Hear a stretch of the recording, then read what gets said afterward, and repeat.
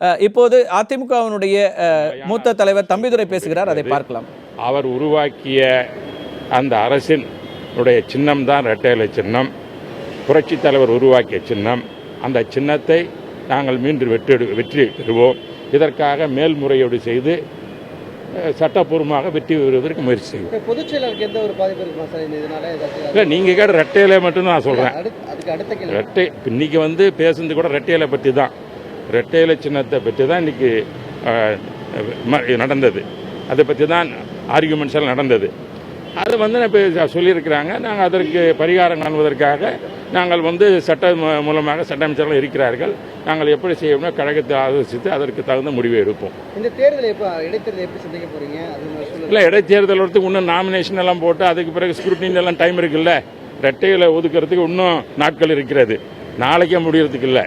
ஆகவே நாங்கள் நீதித்துறையை நாடி, நீதிமன்றத்தை நாடி அதற்கு தீர்வை காண முயற்சி செய்வோம். இது முடக்கிறதுக்கு யார் காரணம் நினைக்கிறீங்க? எங்கள் எலெக்ஷன் கமிஷன் தானே முடக்கி இருக்குது.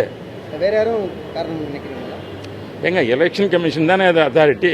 அதை பற்றி நாங்கள் எதிர்க்கிறோங்க. நாங்கள் யாரு மேலேயும் ஒரு குறை சொல்ல விரும்பவில்லை.